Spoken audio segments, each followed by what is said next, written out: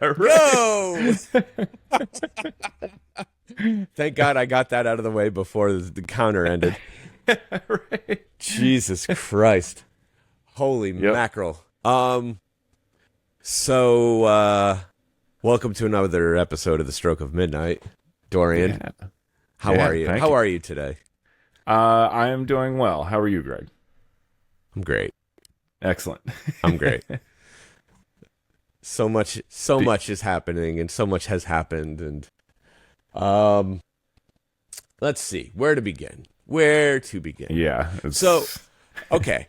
I'm gonna create a little I don't know what I'm gonna do right now. We're just gonna talk. So we were yeah. supposed to do an episode about comedians, and we might still do that episode. Sort of. Yeah. Could happen. We could get there eventually. I hope. Yeah. I would like to We'll just laugh. we'll just throw out there at the beginning. Greg introduced me to this guy, James McCann, who is a delightful comedian. Yes. James is gonna save this episode, Yeah, I actually. think so.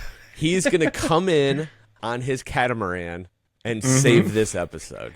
But before he does, Yeah. I'm going to tank this episode. Perfect. Yeah. And then the crazed Australian man will come and save us and bring us back to sanity. The unlikely voice of reason. That's right.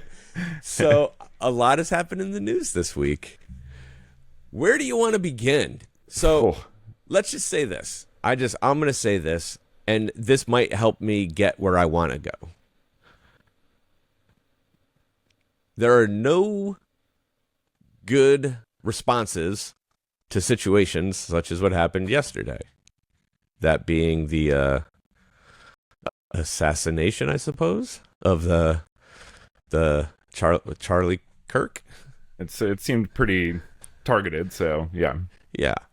Um, I think, without getting into this or that or the third, I think it is a great reflection upon our society when you see all of the things that are said in the wake of such events.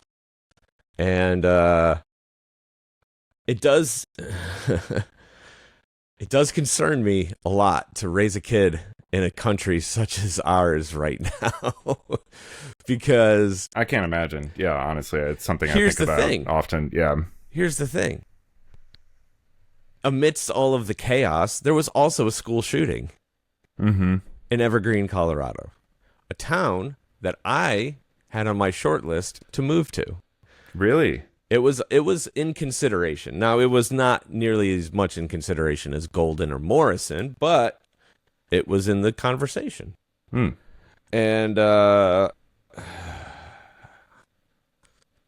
not going to get into the gun talk either. What I am going to say is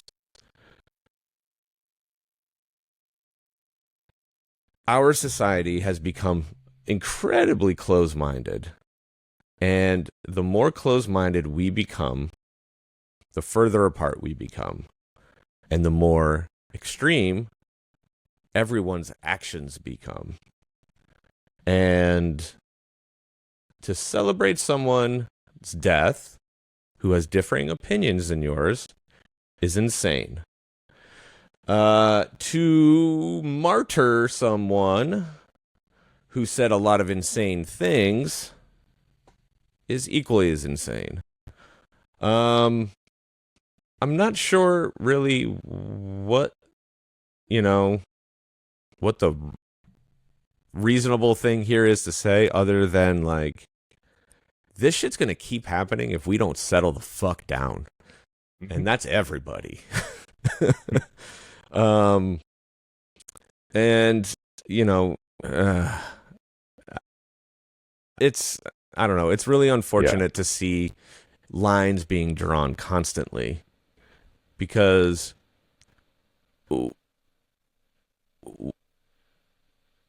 humanity as a whole is such this frenetic existence, and we have different cultures and we have different upbringings and we have different geographical associations, and I think um, it's important to recognize that we should all feel safe-ish. Not safe. Safe's not the right word. We should all feel comfortable with the fact that we see the world how we see it individually.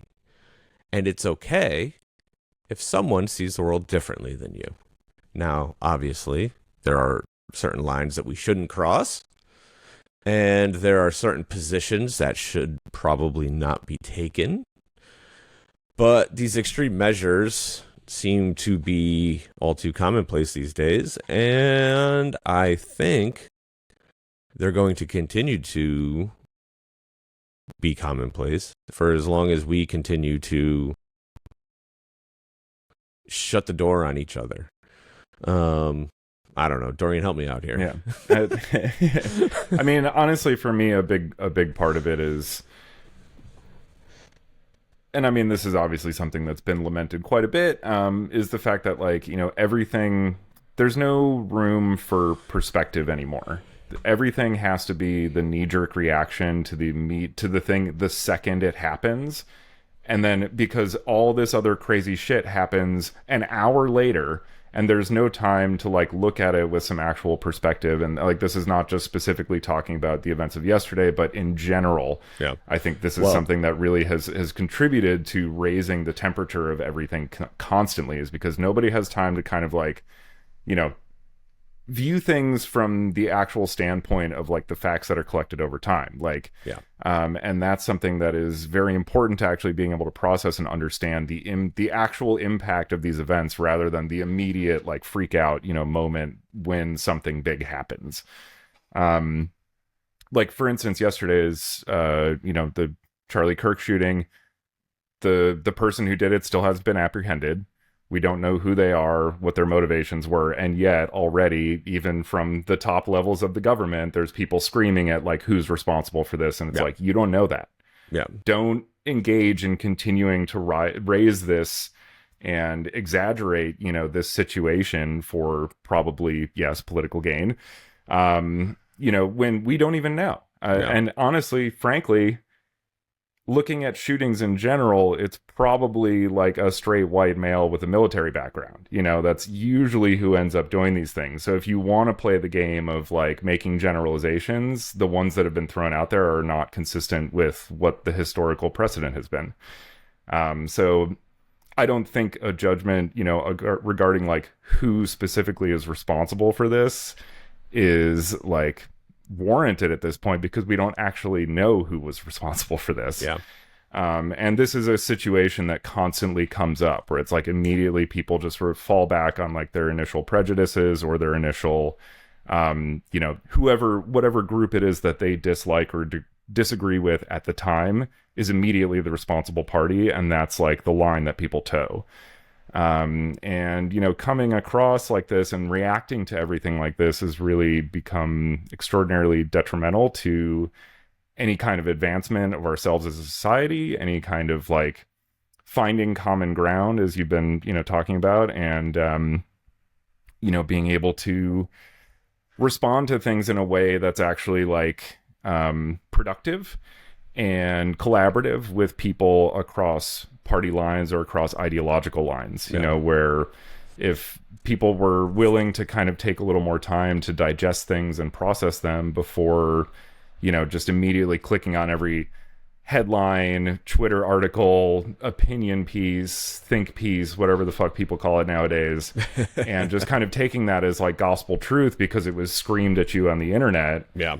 You know, there's really no hope of lowering the temperature of this situation and kind of getting back to a place where people can actually, like, have productive conversations about, like, okay, these are things that are problems. How do we solve them? It's all just, like, finger pointing and yelling across the aisle, you know, and gets us nowhere.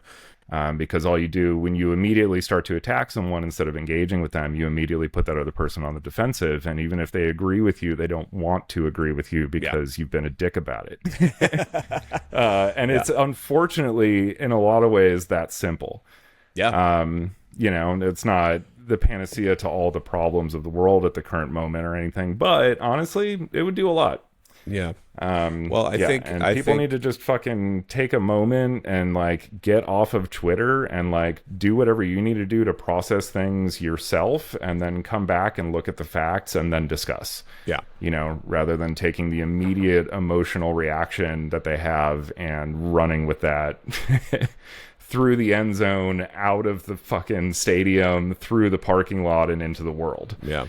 You know, a big recurring theme that I keep thinking about, and this was something that I was thinking about within our talk on comedy, and this will hopefully maybe get us there.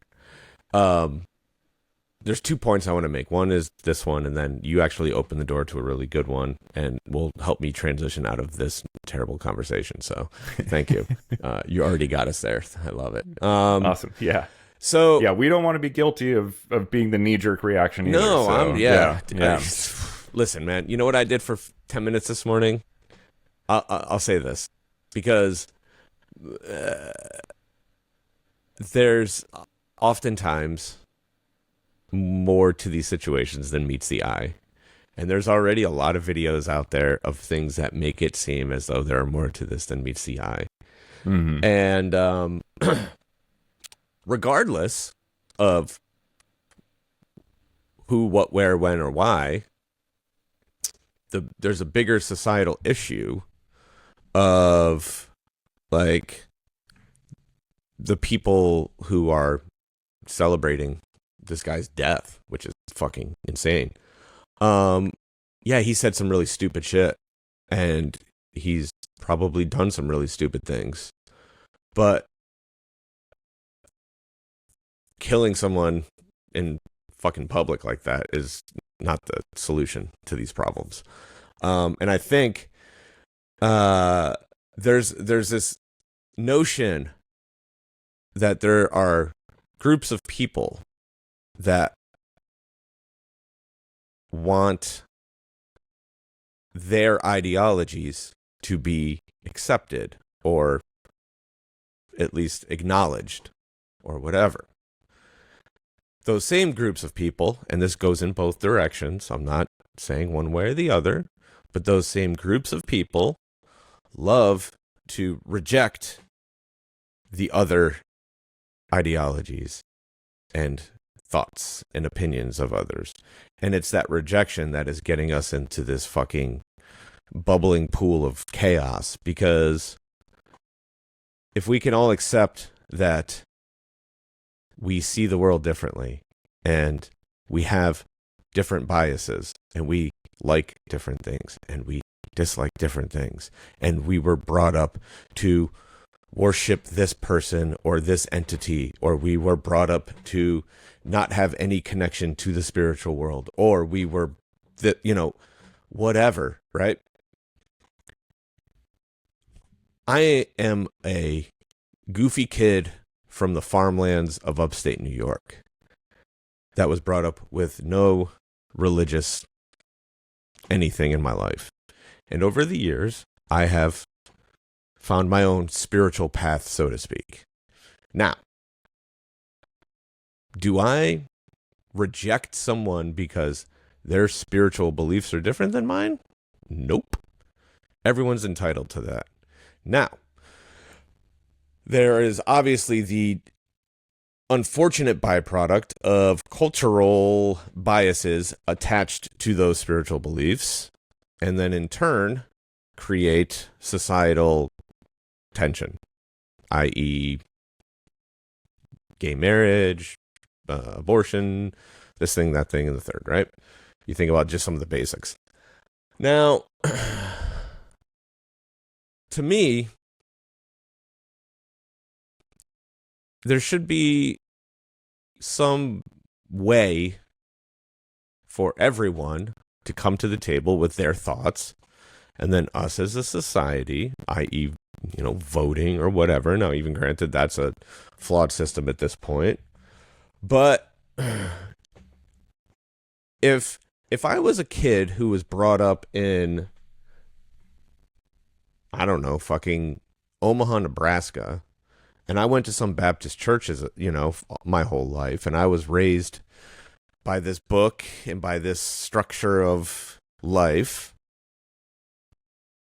I may or may not be the exact same person I am right now, but I may have some different beliefs on some of those things. Now, does that make me a bad person? Let's hope not, right? So like, where can the conversation go if people aren't allowed to exist on their terms in both directions? We're going to keep killing each other, and we're going to keep fucking screaming at each other, and we're going to keep closing the door on each other, and eventually we're going to be in that fucking weird commercial from 1984 that you sent me. Yep. So what was it, an Apple commercial? Yeah, it was Apple. It was the release of the first Apple computer. Directed by Ridley Scott. Yeah. So I don't know, like, in my mind, because like I think about all of this stuff and I think, Jesus Christ, like, if this is where we are now, where literally are we, like, genuinely are we going to be in 20 years, where no one listens to each other, no one engages with each other anymore? Mm-hmm. And I think, that's like, I joked to you about this yesterday, like, I'm only wielding the sword in certain arenas. Right. In certain arenas. In a professional arena, yeah. I think everyone needs to put the fucking sword down for a little while. Mm-hmm. That's, it's okay if we disagree, and it's okay if that person's thoughts and ideologies conflict with yours. It's okay, as long as they aren't causing you personal harm. Obviously, I know that there are problems that groups experience because larger groups undermine their existence, and I'm not trying to marginalize that, but I think at some point everyone needs to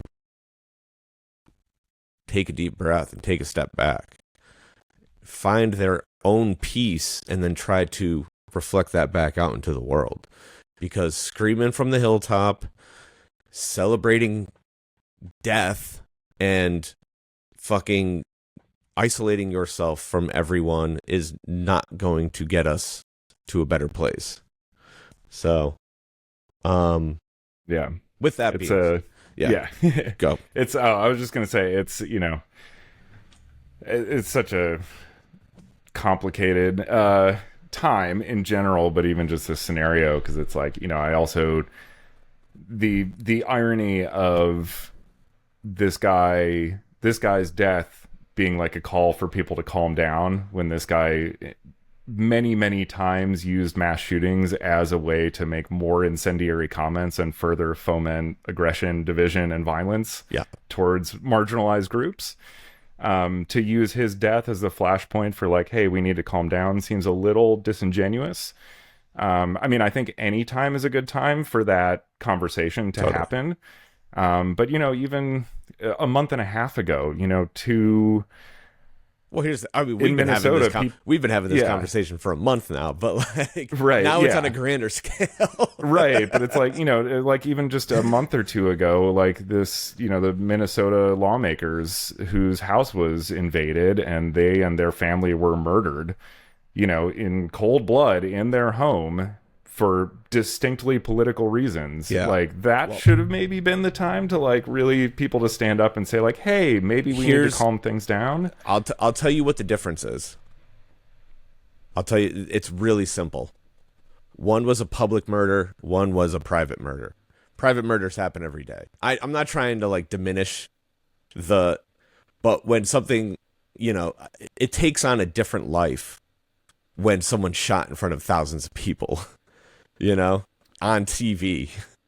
Sure, but that doesn't excuse the, No, I'm just saying aberrance of the, Yeah. It just, it becomes more symbolic than, like, it takes on a greater existence, I suppose. Like, the symbolic nature of it. Because now it's like, this is the shit out of movies. that shouldn't be happening. I don't want to. Yeah, well, and there's, you're seeing cell phone footage of it and stuff like that. All those types of things. Exactly. It becomes much, much, much more of a spectacle. And so then it has it lands differently, because it's like, dude, I mean, regardless of the person, but like, you could turn the news on every night and hear about someone being hurt or murdered, in their house, or, a hit and run, or this thing or that thing, and every single one of those is unfortunate, but they don't touch people the same way as an event such as this would. You know what I mean? Yeah, no, it's easier to separate yourself from it because it's not so visible. Yeah. You just, write it off as like, oh, this like horrible thing that happened completely outside of my field of vision, whereas this is obviously like shoved in front of you. But regardless, I think really more so just want to make the point that like, this guy's death is not the reason that like we feel this way. It's been a long time. Yeah, like I said, we've been talking about this for a long time. Yeah, this is just a reason to discuss it and bring it up, because guess what? It's fucking happened again. Yeah, exactly. And I know you said you wanted to avoid this, but we do need fucking gun reform in this country. Really badly. We do. Yeah, we do. It's obscene. But, and I will say, and I think another thing about all of this, right, is that this, for all intents and purposes, not good person, his murder is casting a shadow over a truly tragic event of this school shooting. And it shows you how like depraved the country has become.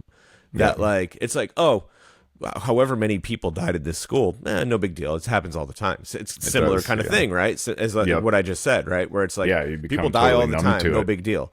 But there's like this, like, it's almost like the fucking Coliseum now. Like the news has become the Coliseum in a sense.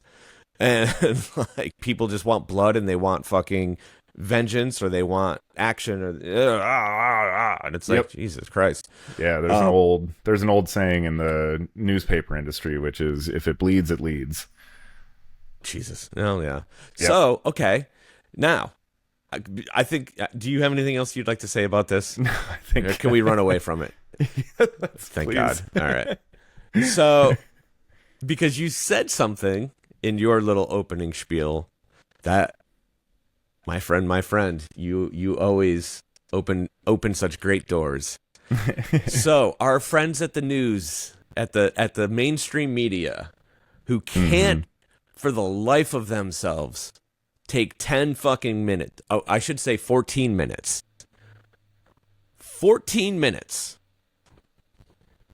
Within 14 minutes on Monday morning, multiple major news outlets reported that Howard Stern was no longer with SiriusXM.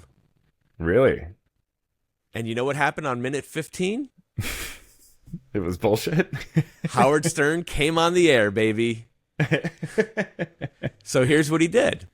Because I don't know how much of this, I don't know if we really talked about it much, but all summer long, there have been reports about how Howard Stern's going to get fired from Sirius, or he's going to walk away, or there was at one point a rumor that Robin had died. And for whatever reason, so this is the third, I don't know how many years he's been doing it now, but Howard takes summer vacation now. And I don't know why, like, I don't know how, why, or whatever, but he became a big, like, rumor mill talking point this summer. Okay. And so he embraced it, and they started doing all of these, like all these commercials, for his return, being like, will Howard come back? Will he be fired? All this shit, right? Like, will awesome. Howard, all this stuff, right? So he was supposed to come back last week, and he got really, really sick. So sick to the point, now this is what he says. Who knows? It could be anything. But his story is he got so sick he couldn't speak, and so he had to push. No, because normally he comes back the day after Labor Day, so he only does Tuesday, Wednesday, and he was like, let me just take this week off. We'll come back on Monday to start normal. So Monday morning comes around, and Andy Cohen is sitting in his chair in his studio telling the world that Howard's not coming back and that it is no longer Howard 100. It is now Andy 100. Oh. And for Bravo, is this Bravo's Andy Cohen? Yeah. Okay. Yeah. And I'm familiar. so he's a big personality on Sirius. He has his own channel too, but he's like the number 2 behind Stern. Okay. And so for 14 minutes, Andy awkwardly is like, I don't really know what's going on. I wish I had more information. I wish I could talk to Howard and and we're going to do this later and that, right? 14 minutes. And then on the 15th minute, they dropped the hammer. Howard came on the air, and he's like, you guys, whoever out there who just fucking put out that I was fired, you're all fucking idiots. And I just proved to the entire world that our media system is broken because you dickheads couldn't fucking wait 15 minutes to find out if this was real or not. Because Amazing. everyone is so fucking quick to just put out information that they think might be true. Yeah. And they don't wait. And they don't vet anything anymore. Like, didn't there used to be a law that you had to have 2 sources for like any news story and this thing and that thing and right? Like, I think it was more like kind of one of those just like, general understandings okay, than fair like enough. a law. Like there used to be sort of like a precedent for that, but now it's been, it's been thrown out the window. Anywho, the king returned in grand fashion. He put the entire media world on its ass, made them all look stupid, and it was fucking fantastic. So awesome. Good for him. Bravo, he still Howard got it. Stern. Yeah. Oh yeah, he still got it. Still got it. Yeah. Yeah. I mean, he declared himself a long time ago the king of all media. Dude, the best was, so they were doing this all in real time, right? Mm-hmm. So they do the gag, right? And then he comes on the air and he's like, if you thought I was fired, you're fucking stupid. Basically, you're right. Mm-hmm. He's like, even if things had gone wrong between Sirius and myself, you don't think they would at least give me the opportunity to go out on my terms? Like, first off, my contract I still have 4 months on my contract, so like, but so then he let some people on the air, and there's like people like they had the call screener. This is what they did. They had a call screener, and they recorded all of the when they were picking up for the audience during the 15 minutes that Andy was on the air.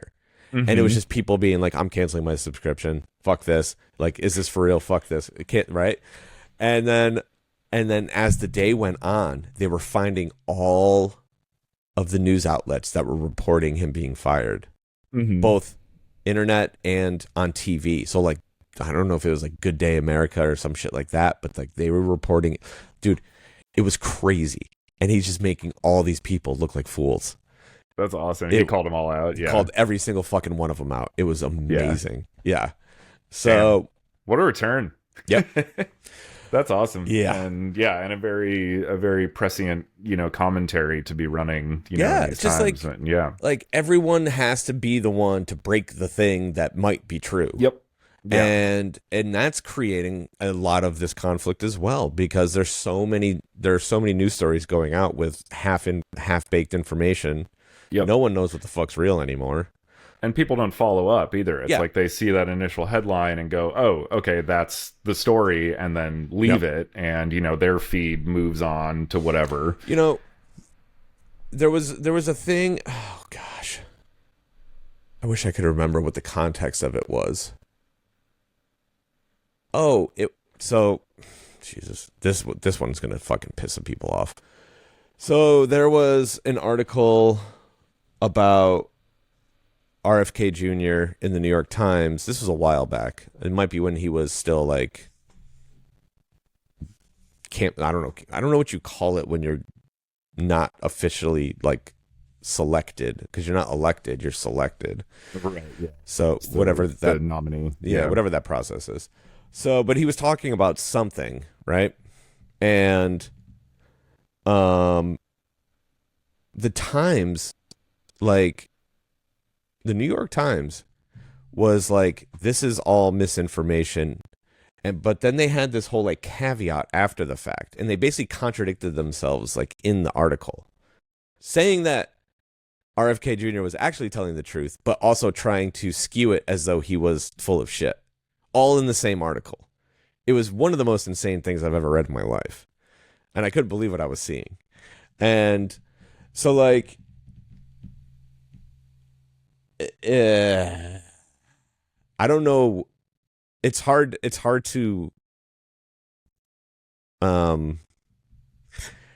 to filter out what's going on in the world, because when even like the people at the top of the mountain, the New York Times, the fucking CNNs, even the Fox Newses, whatever, right? Like, again, I'm not taking sides on any of this stuff. They're all doing it. Everybody is doing it. There is no straightforward, honest coverage of the news anymore. It is all entertainment now. And I think that people need to understand that, because it's a business and they are selling ad space just like the fucking Bachelor is and just like the NFL is. And they want as many viewers as possible, no matter what. So that way they can get the highest dollar for that ad space. And that's why things like NPR are very important, and PBS, and things where funding's being cut for all of those right now. Does it? Yeah, I know, it's insane. But where the foundation of an organization is not built upon advertising dollars and commercial interests, because they're all compromised now, all of them. And so with that, there used to be a little something called journalistic integrity. Oh, that's it's well long gone. Yeah. well gone. Yeah, there's still like this, the sort of like legacy reputation of some of these names, like the New York Times or the Washington Post or these newspapers. It's like, well, the people who run them now, they've all been, because remember, 15 years ago when everyone was like, oh, print media is dead. It was dead. It's, still frankly dead, but, all those companies were bought up by people who realized they could use these things to push forward ideologies instead of, it's a loss leader is what they call it. You might lose money on the newspaper, but you're making money because of the things it's pushing forward that fortify your other business investments. They're all very much run by people with like very specific interests. And that's always been the case with news. Sure. Like it was always about circulation. There's the whole, anyone who's seen Citizen Kane or knows anything about William Randolph Hearst, that type of yellow journalism, they called it, which was, what was the phrase? You said, I'll supply the war, Oh, yeah. But yeah, so I mean, it's always been like that, but it's to such a higher degree now that, I mean, they're all very, very, like openly biased at this point. There's so many things you look at, like what's happening and then how like all of these different headlines are reporting it, and it's like, this is the like craziest distortion I've ever heard. You're bending over backwards to make this like awful thing not seem terrible. Well, here's how I kind of take my news in. It's a weird sort of way to like kind of go about things, right? Because I don't really subscribe to any traditional like news outlet at this point. What I do though is I will actually get some news from the BBC, because they sort of, they're like a third party entity. So they, they're like, these guys are all idiots. We could just tell it like it is for the most part. But like, if you do want to consider Joe Rogan, which, at this point he is, let's call a spade, but let's call him the, the megaphone for the right, so to speak, even though he's not pushing rightist agendas.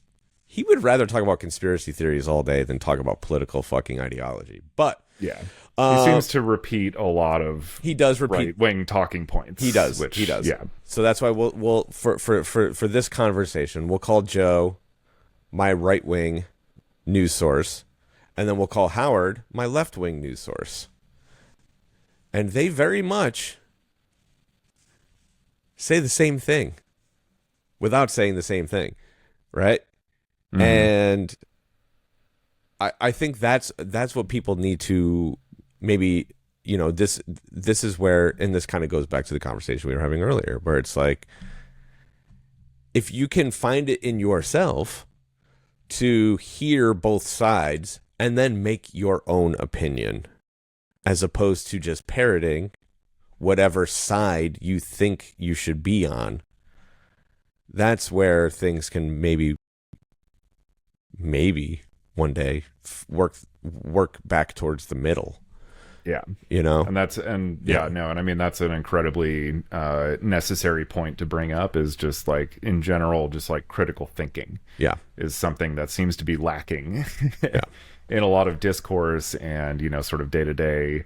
Well, but here, that's the thing though, is I don't even think people have the opportunity for critical thinking, because they're not giving the other side the chance to give themselves the chance to think about the thing. Mm-hmm. You know what I mean? Sure. I mean, even just critically thinking about the things that you do agree with, you know, because you know, I certainly have my, you know, I'm definitely a liberal. There's no question about it. But, you know, there's definitely things that happen on the left side that I'm like, you know, I don't 100% agree with that, you know, and things like that. But, you know, I realize that especially with the divisions that are here now, it's like, it's more important for most people to just kind of like toe the line. It's like, okay, I might have my own personal feelings about that, but I've got to push, you know, my sides, you know, side of things. Well, and see that right there, that like, that's the mentality that is going to cause the left side to implode, is the way that they push the agenda is pushing people out of the party. That's why guys like Joe Rogan and Tony Hinchcliffe and all the comedians that I would love for us to get to turned into Republicans, because they became so like overbearing with ideology. And it was, if you don't agree with us, then you're out. And they're like, okay, cool, I guess we'll just go over here then. Mm-hmm. You know, because there's like this very like intense sort of like, if you're not with us, you're against us mentality on the left. I mean, it exists on both sides, but the way the right is very but in the way that, like, you know, like with cancel culture and shit like that, right? Like, that's all leftist bullshit, right? That like, and some people do deserve to be punished for their actions, but I would say 75% of people that took a shot during cancel culture did not deserve to have their careers and their lives fucking completely destroyed. You know? And it was like this crazy knee-jerk reaction to a couple of people who were fucking despicable. And then it's like, okay, we're taking everyone down. And it's like that mindset, you know, and like it turns people away from the good things that you are doing.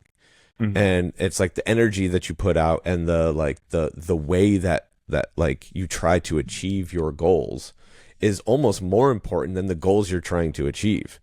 Because if you can't get people to buy into your bullshit, then you're never going to get anywhere.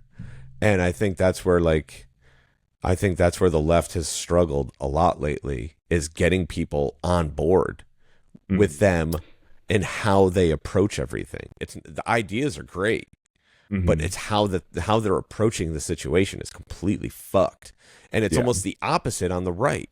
The ideas are terrible, but they got everyone on board. They are so lockstep. It's crazy. Like, right? how, and so that's like, and I see that's the thing. Yeah, I see Gavin over there trying to like play Trump politics now, and he's talking shit on Twitter, and I'm like, maybe that's what needs to happen for at least for now, in the short term. Like maybe that's been a funny, almost like what you were talking about with Howard Stern, is how people, the like right wing media in particular has been reporting on the Gavin Newsom stuff. Like, this is so childish, and like all this type of stuff. And doing the same thing Trump's been doing. He's doing the same thing your guy's doing. Of course, it is childish. That's the point. You are so close to understanding. Like you're right on the precipice. Yep. And that's the thing that has frustrated me as well in recent years, is just like how fragmented the liberal left side Democratic Party is in terms of like messaging. Yeah. And because I go to protests and things like that. My wife and I are both very involved and very active, and man, like we're always talking about this too, is like some of these protests we go to, you look at it and you're like, what is the unifying concept here? Yeah, there isn't one. There isn't. There's like 75 different things that people are for. And I'm like, these are all good things. Yeah. But like, maybe to like really move forward and gain the momentum we need to kind of like, just to start, like pick one. Yeah. And push that. Yeah. Get back in a position where we can do all the other stuff too, but like, we can't change everything at once. Yeah. And, that seems to be kind of like the push and the thing that's also like holding us back in a lot of ways. Yeah. And I kind of, it'd be amazing to see if we could kind of really get unified. I feel like there'd be like really incredible power in that. Totally. Absolutely. But yeah, that's the thing that always kind of. Oh. Yeah. And I think, to wrap up our little current events extravaganza here.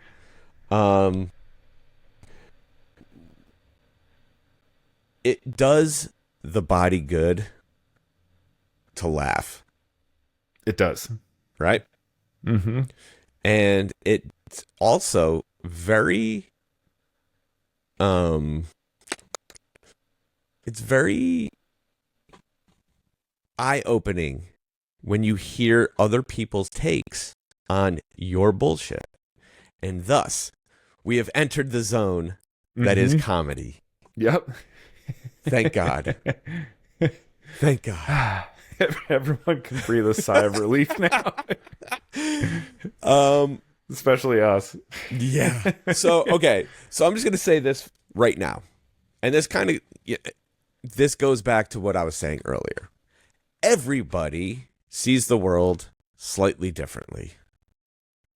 And everybody experiences the world very differently. And the beautiful thing about comedy is that more often than not, it can unify people based on commonalities, right? Relationships, friendships, fucking stupid shit in the world, whatever, right? Comedy has evolved into this new thing. I wouldn't even say that it's evolved, because politics has been a part of comedy for a long time, both in good ways and in bad ways. Mm-hmm. Have you ever seen, there's a video of, oh my God, I can't believe I'm drawing a blank on his name right now. Who was the little short dude who was like the greatest insult comic of all time? Oh, Don Rickles? Don fucking Rickles. Yeah. Have you ever seen Don Rickles at what's the press thing that they do? Oh, yeah. Oh God, yeah. What is it? I know what you're talking about though. It's this big dinner where they invite the whole like White House press corps in, and it's like they always have a comedian who kind of like roasts everybody. Yeah. Yeah. There's this video of Don just tearing everyone to shreds. But then at the end of the night, he's sitting down next to the president smoking a cigar and drinking scotch with him. Mm-hmm. And it's like, that's how it's supposed to work. Yeah. Right? Let's fuck with each other, but also understand that we're on the same team at the end of the day. Doesn't matter what any of the circumstances are. We're just people. Let's have some fun. Right? Yeah. And I think that's gotten lost in comedy, or at least for some people that's gotten lost in comedy.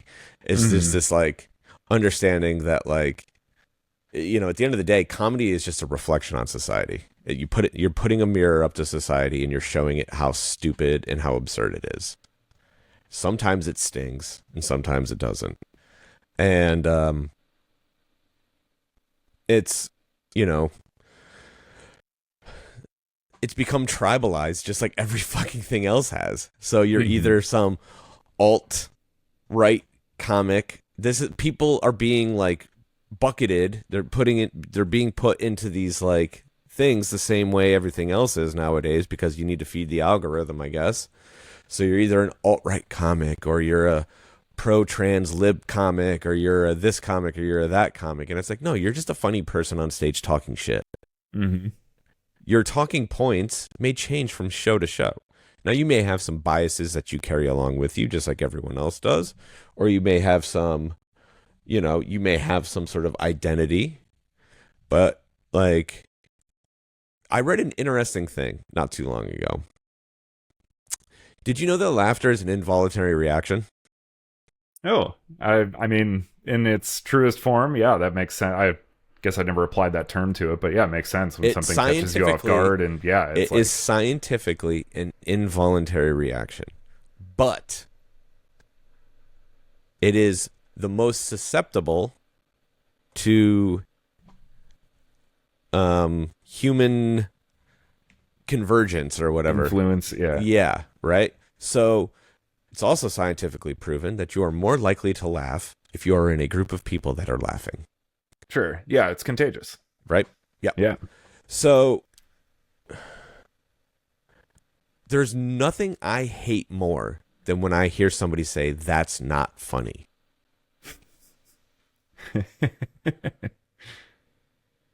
Because guess what? How have we lasted this long?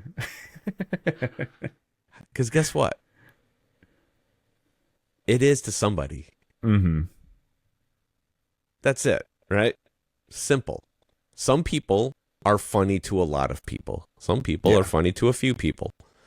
I am funny to like myself and my kid. Mm-hmm. And occasionally I make you laugh. Yeah. Every time I get a laugh out of Hannah, I feel like it was like a major victory, you know? It's like, fuck yeah, I still got it. Like, I think comedy is such an important part of society because, one, it brings people together. And when I go to these comedy shows, like Dave Chappelle is the greatest example. That guy, even though he has pissed certain groups off, that guy has done more to bring more people together on the same page than probably any comedian in the history of the world. Whether it's his show, whether it's his stand-up, whether it's the fucking music stuff that he does. Like, that dude is a unifier. Now, some people have taken umbrage with certain choices that he's made. But those same people probably need to take a closer look as to the things that he actually said. Because more often than not, the projections put upon him aren't really telling the whole picture. You know, they don't paint the whole picture. Right. Yeah. And there's a, like, context is obviously super important in comedy as well. It's like even if you're bringing something up in the course of telling a joke, that doesn't mean that thing is the butt of the joke. Yeah. You know, like the joke itself might be ridiculing something entirely different, and usually, and especially with good comedians, especially like Chappelle, who I agree, I love him. Yeah. He's very, very good at, like, you know, for the most part, I think, ensuring that when he makes a joke, whoever he's talking about, he's not just like, you know, beating down on this like one. Well, that's always been the thing. Oh, he's punching down on the gays. He's punching down on trans. One, let's call a spade here. He punches down on everyone when he needs to. The entire premise of the Chappelle Show was to shit on everything, but in a positive way, to show you how absurd this fucking country is. That's the mirror, right? He put a mirror up and he said, guys, this is what we are. Take it or leave it. I'm going to try to make it as funny as I can for you, but like, this is what we're doing right now. Yeah. And he's still doing that, you know? I remember there was one of the early sketches he had that was like it was like a black guy who was blind and was a white supremacist. Yeah. Clayton And Bigsby. yeah, that's right. He said before the show aired, he like showed it to some of his friends, and he was like, some of his black friends came over and they were like, "You just set back civil rights like 40 years." Exactly. Just with this, and it's like, he's doing it to everybody, you know. That's the and thing. and It's they're the like same things thing. that It's the same thing with South Park, right? Mhm. South Park does not pull any punches. Everyone is fair game. Yeah, there's, you know, obviously right now they're, you know, making tremendous amounts of fun of, you know, Trump and his whole clown car. But, you know, there's like, it's easy to forget, like, dude, they were ripping on Al Gore years ago. Oh, yeah. Like, I mean, they go after everybody. It's like, Equal if you're going to opportunity. be, Yep. yeah, if you're going to, exactly, I think Frank Zappa was the first person I ever heard use this phrase, but he said he was an equal opportunity offender. Yeah. You know, he's like, no, I'm talking shit about everybody. Like, nobody is off the chopping block. And, you know, those things need to be said. Like, and it just goes to also this idea that, like, you need to be able to say things that risk offending people in order to have real conversations, you know. Otherwise, like, we're just repeating things that we agree with back and forth to each other, and nobody's like growing or expanding or changing their minds, or, you know. And certainly, like, I'm not saying that like every conversation that ever happens like needs to happen or is productive, but, you know, like, this whole idea that like we should never be able to like offend a group or say something that might offend a group or a person, you know, is just like absurd and like self-defeating. Yeah. You know, you need to be able to like say those things, and it's oftentimes falls on the comedians to take those risks and oftentimes fall on that sword, you know, so that other people can, you know, move forward with things. Well, here's something that I think oftentimes goes overlooked. A comedian has a unique ability to normalize things. Mm-hmm. And so while it may not seem so in the moment, but when they're talking about different, anything, right? I mean, think about it this way.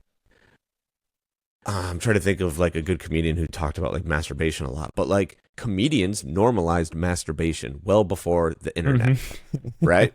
Comedians that are brave enough to talk about transgender or to talk about fucking how fucked up our political system is or all of that stuff. They're in their own way, they are normalizing all of those things that exist around us. And they're shining a light, both positive and negatively, but ultimately the great result, as you let time kind of run its course, is that now it's there. It's no longer this like odd or off-putting or unique thing anymore. Comedians are sort of like the gatekeepers almost in a weird way, you know?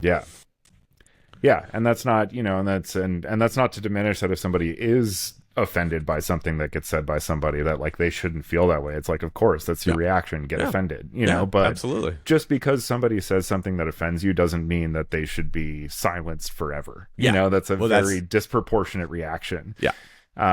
So yeah, you know, it's one of those things, like, you can be vocal about your dislike for somebody, and things like that, and raise awareness about, you know, the things that they're saying and maybe get through, you know, and things like that. But, you know, to kind of go on this immediately, like, you know, you need to essentially not exist anymore is, you know, such a, again, just overreaction, you know, and that's something that, you know, again, I think is counterproductive. Very much so. Yeah, because there should be room for discourse, you know. Should be able to disagree and occasionally offend people and still be able to kind of like come back to something that, you know, some common ground, which again is like what great comedians do usually, is they, you know, we were talking earlier about like I'm a big Lenny Bruce fan, and he was the king of this. I mean, he would push people to the absolute limit. Like, I mean, he was confrontational in his comedy. Yeah. For anybody who's not aware, and this was in like the civil rights era and stuff too. So was like, he 50s, 60s, right? 60s? Yeah, this was like a very, very incendiary time, in culture. But he was so brilliant about it that he would push things to this edge of like offending people and all of this, but then he would always turn it into a point, that was like hilarious and poignant. And like, I mean, he was the predecessor of George Carlin, who I think really took up that mantle of kind of, really bringing that, comedy and social commentary into a place that everybody could kind of like see through his lens. I don't want to, some of the stuff Lenny Bruce did was pretty fucking intense. But if you ever look up there's a great documentary about him. There's also a great film about him called Lenny. Dustin Hoffman plays him, directed by Bob Fosse, the famous choreographer. I've never seen that, actually. It's incredible. Yeah. It really, really mind-blowing stuff, and like maybe one of the best performances of all time. I mean, there's some scenes in this that are like just unreal. But anyway, I'd advise like looking to him as far as, some of these things where it's like, no, he could only get to the point that he arrived at by being this offensive, because like the way he leveraged and weaponized language actually played into the point he was making. Yeah. And again, it wasn't about this like insult or racial slur or whatever that like was being utilized in the course of the joke. It was about this larger point he was making about like why these terms exist, why they're being leveraged, and why they hold such power. And it was really, really incredible stuff. And he was thoroughly punished for it. Yeah. Well, what's interesting about that? The way that you're describing him, who reminds me of that in modern day? Our good friend James McCann. James McCann. Quite possibly the funniest working comedian today. It's pretty remarkable. You sent me like 2 specials. They're both like 20 minutes long. It was great also, because I was usually a comedy special. I'm like, okay, it's going to be like an hour plus, That Black Israelite shit was fucking outrageous. That was hilarious. It's exactly what you're talking about right now. Like, yep. Yeah, he right at the outset talks about like, these are the hot button things that my lawyer, my manager, my accountant, everybody asked me not to talk about. And I'm going to talk about him. Yeah, and he just like... He weaves just, in like, and out, yeah. He talks around the edges of them so perfectly. Yeah. It's like syncopation in like, jazz music. It's like you're not playing on the beat, you're playing around the beat, and that's what defines it. And that's kind of what he does with like, these hot topics. It's interesting to hear somebody, because I think you said this maybe before we started recording, but he is this sort of like raucous, like if you thought of the like stereotypical like drunk rowdy Australian, that's Foster James swilling, like if you pictured, like, if close your eyes, picture in your mind's eye an Australian with glasses drinking a Foster's, and then go look up a picture of James McCann. They're pretty much one and the same. Yeah. But this motherfucker's so smart, and his vocabulary is quite extensive. It is. And so his delivery mixed with his actual like pushing of air mixed with his accent and his vocabulary and his ability to kind of weave in and out of the things that he's doing. It's really, really remarkable stuff that he's doing. I've like, thank God that Shane Gillis fucking found him, because was he James like discovered? I think he was kind of like toiling in like the Australian comedy scene for a long time. And then he moved to America and befriended Shane Gillis, and Shane was like, yo, you're the funniest motherfucker ever. I'm going to help you get famous. And so he's kind of like, and so this is something interesting. Have you heard about this? Do you know anything about Elephant Graveyard? In what context? This is a new thing to me. I know what an elephant graveyard is. It's a YouTube channel. Oh, okay. And apparently recently they put out a video. Now, someone asked me to comment on it, and I'm going to be totally honest. I watched about 8 minutes of the hour and 26 minutes of that video, and I turned it off. Because I could instantly tell that it was an agenda trying to be pushed upon people.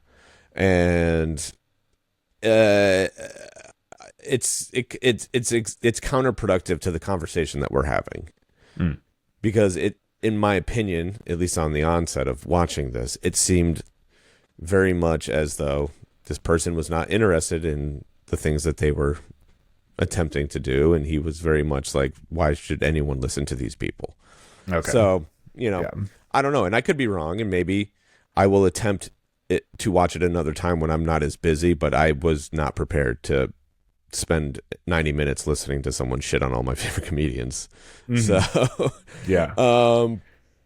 but with that being said, there is this notion of the Joe maybe in the spirit of this conversation you need to. Maybe I do. Maybe just to I do. hear it. Yeah.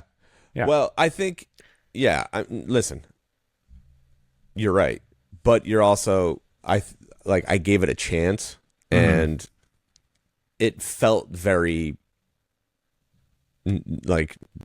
not good. Let's put it that way. I guess.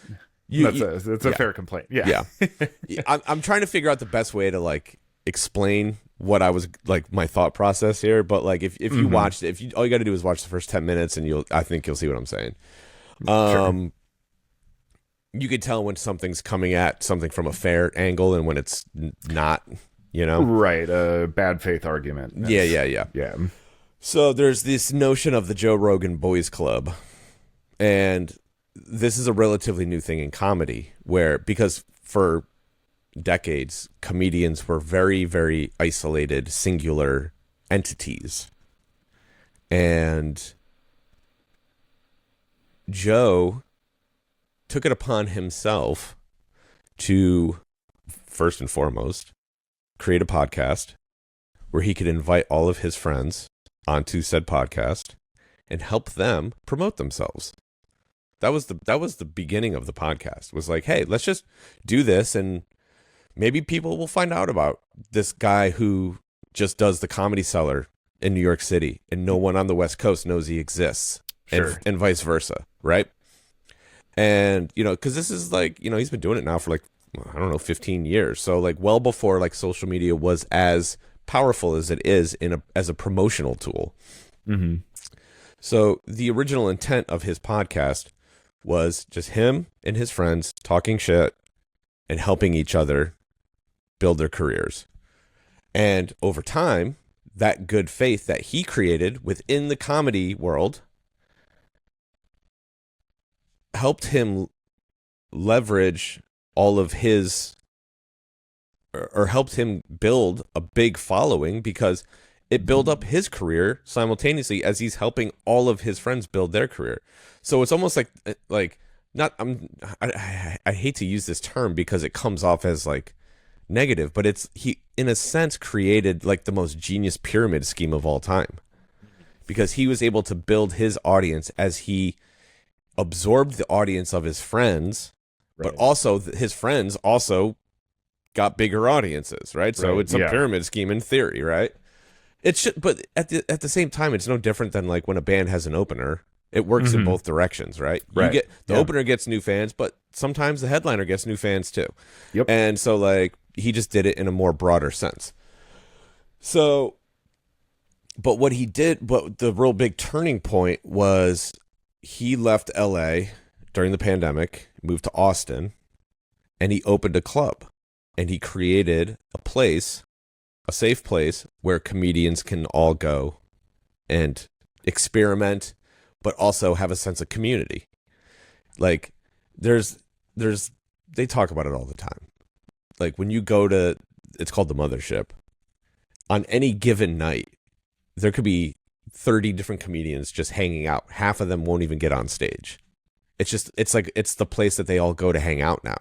Because musicians want to hang out with sometimes anyway, but sure. You want to talk to people that you share common ground with, right? You can, the conversations that I have with other lighting designers are drastically different than the conversations I have with anybody else in the world. Right? And I'm sure you could say the same thing. And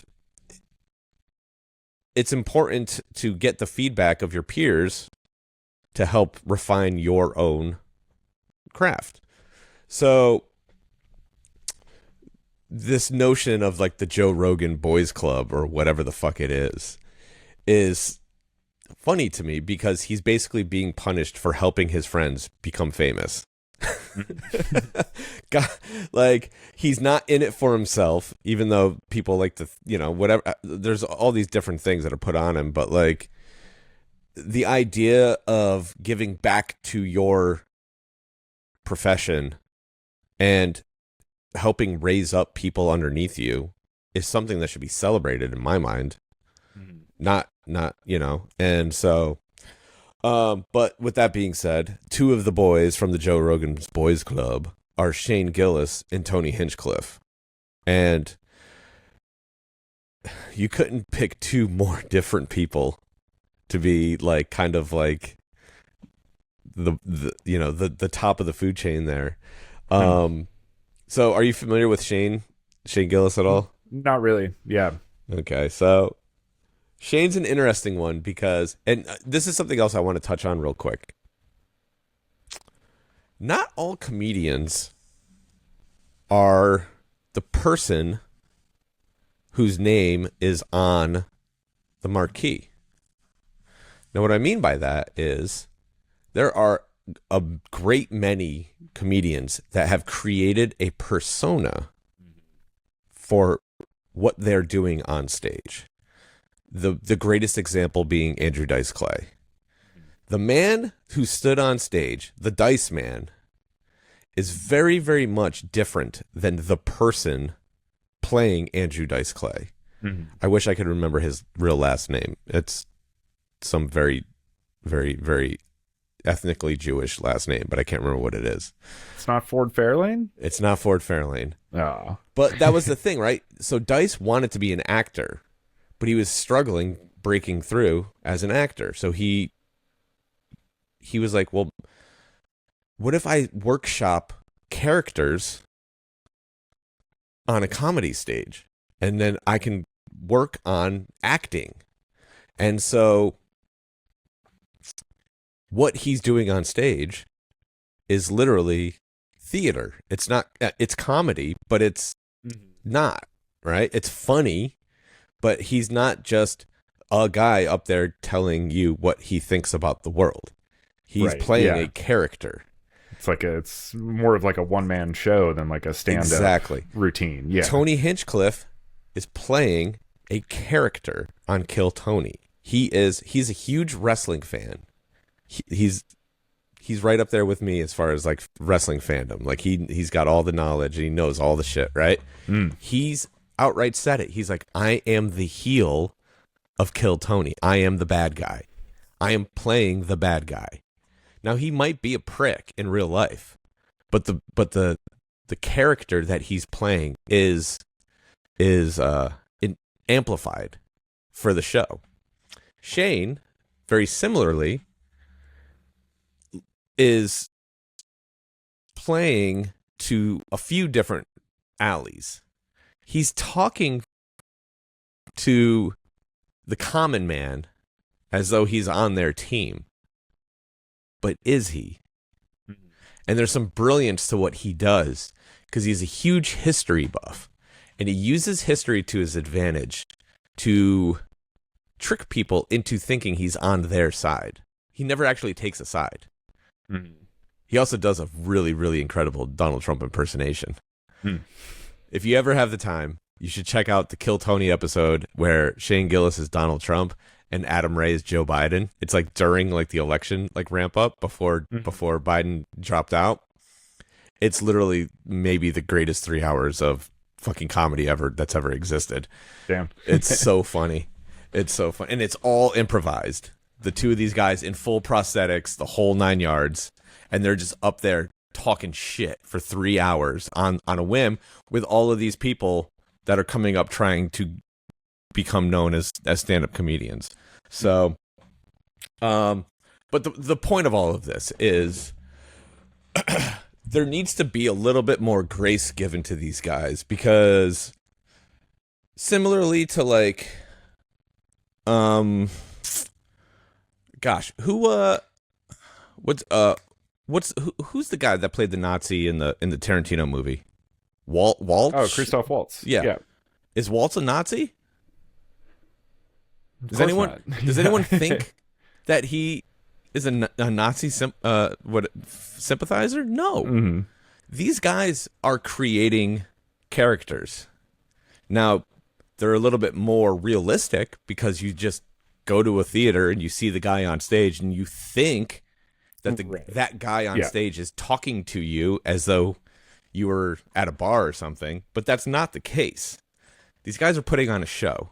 Mhm. And more Yeah. often than not, they're crafting an experience that they think people want, you know? And so the lines get blurry as to what does Shane Gillis the person think? What does Shane Gillis the comedian think? Mhm. Right? Sometimes they sync, sometimes they're apart, but that's kind of the beauty of comedy is like, does it really matter? Right. You know? Yeah. Yeah, it's obviously with movies, it's that context is communicated immediately. We know we're going to watch a piece of fiction, or whatever. Sure. Whereas, like, yeah, these comedians that kind of blur the lines, it's like that's not necessarily communicated to the audience, so not everyone's hip to that, Yeah.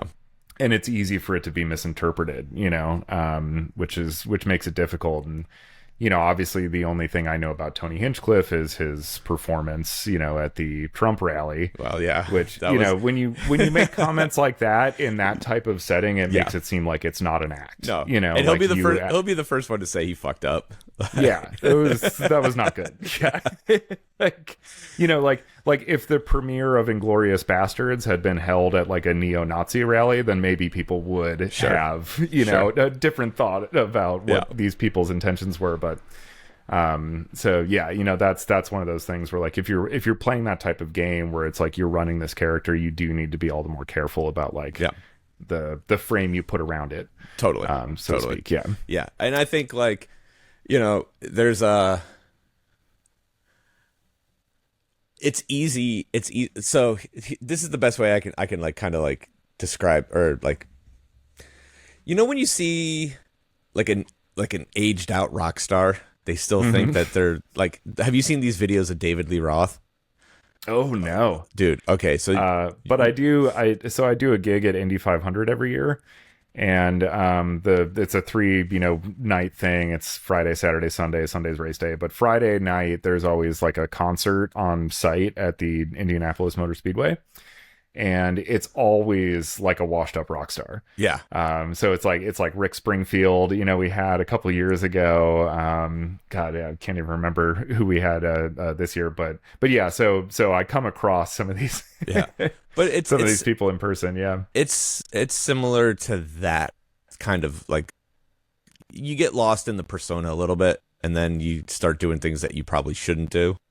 Mm-hmm. And I think Tony learned a lot from the mistake that he made in that sense of like, okay, now I know what lines I can't cross, and sometimes you have to cross that line to learn the lesson, and I think it's one of those things where it's like only time will tell. Do you make a similar mistake in 3 more years, or do you do you back off of something like that? Yeah. If you make the mistake again, then it's time to sit down and have a chat. Yeah.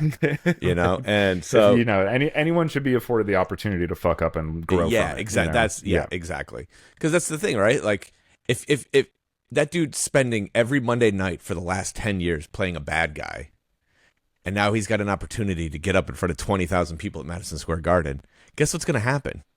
He's going to be the bad guy, because that's what he's been. That's what he's been training himself for the last 10 years. Yeah, he just picked. Well, in that room, he was the good guy. Well, yeah, yeah, but he knew what he was doing. He knew what he was doing, but I don't think he realized the ramifications of what he was doing. Right. You know what I mean? Because he knew, like, I'm the bad guy for everyone else. Like, I know I'm going to get cheered here, but I also know that, like, I'm the bad guy to the 5 million people that are probably watching this that fucking want to fucking burn this building to the ground right now. Mm. Yep. Yeah. And so, those kind of things are unfortunate, but I also don't think that they're as big of a deal as people make them out to be. Mm-hmm. Because at the end of the day, it's like people say things and people try to be funny. And more often than not, the good ones are funny, but sometimes even the good ones lay an egg. And no one bats 1,000. And that goes for every profession. We all have our bad days and our bad nights, and as long as your wins outweigh your failures, you're doing something right.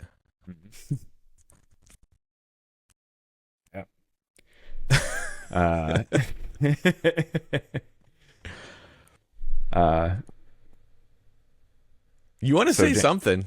I Come on. Yeah, I'm unsure where to go. Like, because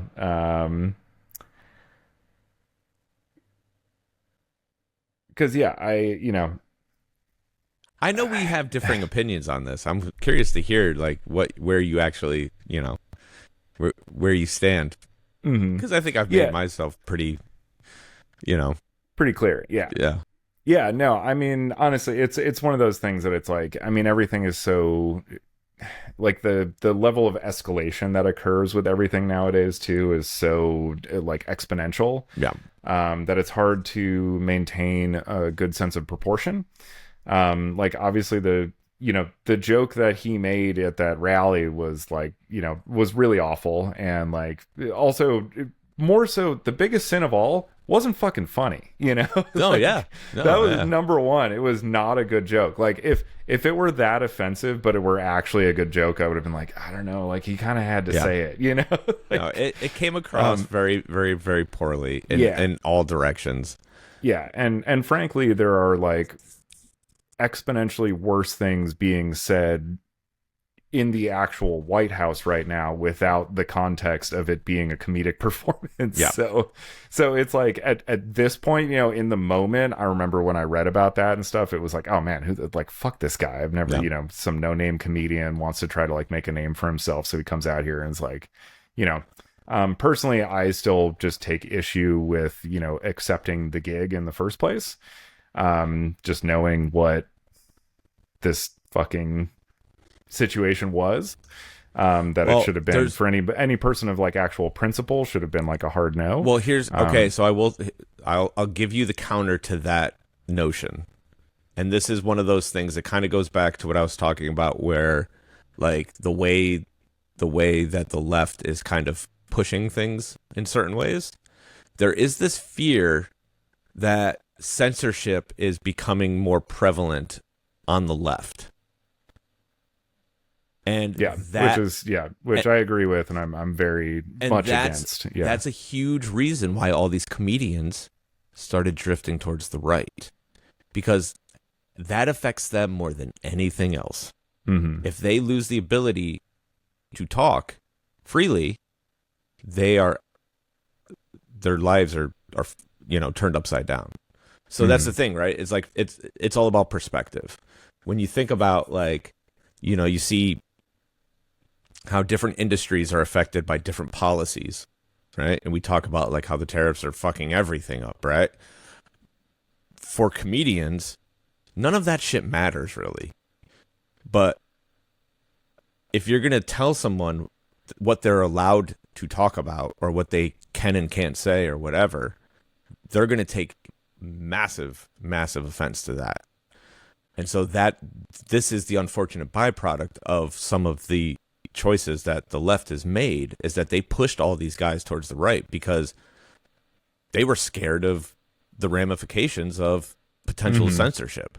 Yeah, I mean, comedians definitely found themselves in the crosshairs specifically, especially after Louis C.K. and, that really kind of like opened a whole massive thing. Here's the thing, like as like sensitive as Trump is to some things, He's still a shit talker, and he's not going to stop other people from talking shit. You know, and so they saw unless they're talking shit about him. Yeah, but like even then, like, yeah. Oh no, he's kicked people out of the press pool and everything for asking unflattering questions and things like that. So he censors heavily. Like, personally, he'll attack people personally, but he won't make any grand stands, I don't think. Like the way that like it looked like, you know. So it's like this weird thing where, you know, I'm never gonna the impression that I got was comedians felt safer on the right. More the ones that have made the choice anyway. Yeah, you know, and you know, honestly, even liberal leaning comedians have, you know, discussed this. I'm not much of a fan of Bill Maher, but I've heard him talk about. Yeah, he's a big one. He's said many times that he enjoyed playing red states more than blue states because it's like the red states, they're there to laugh. You know, like the blue states, everybody's kind of like processing everything you see, everything you say, and then to like, judging everything. Is it okay to laugh at this? And like, are other people laughing? Okay, then I can laugh too. Whereas, you know, there's not that kind of like filtration going on, you know, in the red leaning states, because they're just here to like, is your comedy good? You know, if it is, then I'll laugh at it. It's an involuntary reaction, so I'll just let it wash over me and happen. So yeah, you know, I'm not saying that. I guess I shouldn't say that like he shouldn't have taken the gig, but if he didn't agree with those politics, he shouldn't have taken the gig. You know, but so by taking that gig, like that communicated to me immediately before I even heard any of his material that like this was kind of, you know, he was in agreement with this administration and their vision. And those guys are, you know, like Joe's already backtracking, and Tony doesn't really get into politics that much. That was kind of the weird part about that whole thing. I think he just saw an opportunity. It does kind of seem like it was one of those like, look, they obviously, the Trump camp was having trouble attracting a lot of talent, you know, a lot of people in the entertainment industry, yes, are more liberal minded.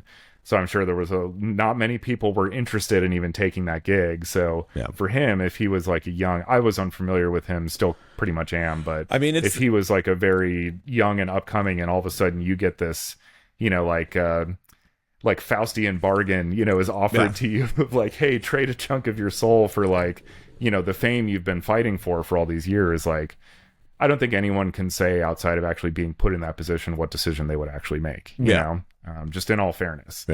Not trying to like defend his actions or anything, but you know, it's one of those things that like, I get it. I mean, you know, if I've got scripts that I've been dreaming about making for a long time, and if somebody offered me some sort of, you know, I'd like to say that I would make the principled, you know, response, but honestly, you don't kind of know until you're put in that position. Well, it's you know, here's a similar scenario. Is it any different than all of these artists that are in like the golf players and all of these entertainment, you know, entities that are taking massive paydays to go perform in Saudi Arabia and the Middle East and stuff like that, where it's like, I mean, if you want to, you know, obviously in the political context, you know, Tony definitely screwed up by going that hard in the paint in that environment. But at the end of the day, like everyone is just doing their best to be as successful as they can. And there are much, much darker entities out there than our idiot president, you know, that are convincing people like, hey, it's okay, come play over here, you know? And it's like, he's very much what they, you know, what they call in Russia a useful idiot. Yeah. But no, I mean, it's one obviously that like censorship in particular is like one of those issues that's like very close to me. Sure. And that, I take very seriously, and I'm very, very like much against, but the way that plays into nowadays, where it's like, okay, well, I don't like censorship, but like some of the things that are being said are actually like directly contributing to causes of violence, you know, and things like that. And it's like, okay, maybe those things, you know, aren't right. Yeah. Or we're just not, you know, in a place either emotionally, mentally, or societally to like be able to absorb those things without taking them, you know, in a way that's going to cause like the most extreme possible reaction, which is kind of like where we're at right now. Everybody's here already. Yeah. So like any little thing, any little push Yeah. can push you outside of your, you know, sanity, Yeah. as it were, which is something, you know, even I deal with frequently. Like there's certain days, like even yesterday by like 8 o'clock or something, I was like, I have to put all this in the shelf for the night, you know, and I will come back to it. It'll be here tomorrow. Yeah. It's not going anywhere. Well, I will say for me personally, right? Comedy has been like this great deflator for me. Mm-hmm. Because what it ultimately does, right? When things suck is it gives you context that either it's not that big of a deal, it could be so much worse, or it could be just as simple as being a distraction, you know? It's like, oh, this guy made a really stupid fart joke or whatever, you know? Yeah, like, right. Who cares? Like, ha ha ha, yay. You know, it's like, I think it's easy to over-grandize the notion of some of the things that they're saying, but at the end of the day, they're just trying to make people laugh. Mm-hmm. And taking away specific circumstance or instances where things went wrong, more often than not, the intentions behind comedy are good. Mm-hmm. Right? And Right. And I think, you know, sometimes the pathways to get there may seem counterproductive, but if you take your bias and your judgment out of the equation and, you know, allow yourself a brief moment to just laugh, your day will probably be better. Yeah. Yeah, it's easy to pick up on when things are actually mean-spirited versus, you know, being done in jest. Yeah. Don Rickles, for instance, I feel like he was always...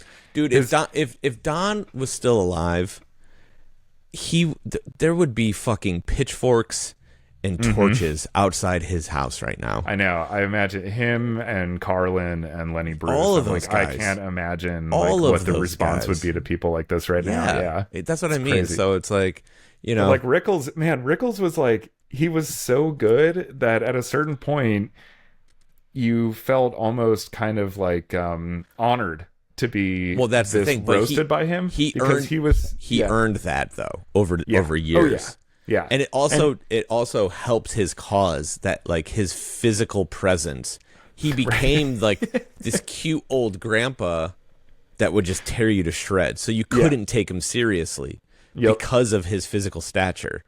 But that's what I mean. But like if you go back and you watch that video from I'm trying to I want to say it's Reagan, but it might be before. Who was before Reagan? I don't even remember now. Jesus Christ. Ford maybe. Yeah, it was either Ford or Reagan. But like when he was like a virile, 40-year-old man, he was up there like an assassin, you know, and there was no like, oh, that's cute Don Rickles. He was fucking going to town on these guys, and they all were taking it like really, really well, you know. And so let's try to find that attitude. That's all I want. I want people to be able to take some shit talking from time to time with a smile on your face. Yeah, there's this weird obsession with like I don't know, like humiliation in a sense now, that it's like if you're not the one who's right, then you're the one who's humiliated. And that seems to be how a lot of like conversations occur in the context under which they're perceived. And it's like it's one of those like of many things, unique phenomenon of the internet, and having like all of the information in the world at our fingertips is like everybody feels like they know everything now. Whereas like I remember pre-internet days, people were okay with with admitting like I don't know shit about that, you know, because you didn't. And you didn't, like, I didn't read an article in a headline 3 years ago and now feel like I'm an expert on, like, fucking, you know, plumbing or whatever. And then feel emboldened to, like, argue with somebody and also, in a way, like, have some personal stake in that knowledge where I'm going to feel humiliated if somebody knows more about it than me. Yeah. You know, and it can, you know, this is one of many things, but it's one of those things that's on my mind a lot. But it can, because I see it happen all the time, but I feel like it contributes like that. Like, people used to be cool with being made fun of. It was like, yeah, I don't know fucking thing about, you know, physics or whatever, so make fun of me for thinking this stupid thing. But now it's like people are like, no, I'm not this, like, idiot who doesn't know about, like, metaphysics. And it's like, no, you are. Like, just, but that's fine, nobody cares. It's totally cool to not know shit about metaphysics, you know. It's a theoretical fucking field of knowledge anyway. But yeah, that's one of those things that, like, annoys me all the time. You see people get, like, everything is taken so personal. That's, you know, well, that's what I was gonna get to, because and something just crossed my mind, right? Because I could just imagine now the comments to this episode being like, if you want if you want some shit talking, then why did you have that podcast 3 weeks ago where you were where you were pissed off at the fans for shit talking? And here's the dividing line. And I'll just make this very clear. A professional comedian is not attacking anyone personally. Mm-hmm. They are shitting on a generalized group of people when they do something of that nature. Unless they're in a room with the president and they're doing it to his face, or, like, someone of stature, right? If a comedian was to make, like, let's just say, hypothetically speaking, I got famous and a comedian started shit-talking me for whatever reason, I would be honored. Even if the comedian was bad, because that meant that I was actually cool enough for some person to talk about me on stage, right? So, like, before everyone gets their fucking feathers in a ruffle and say, "Well, we were shit talking you. What's the big deal?" Very different things. If you're not getting paid to be on stage and shit talk, then it's a very different thing than what we're talking about. Yeah. So I just want to make that very clear.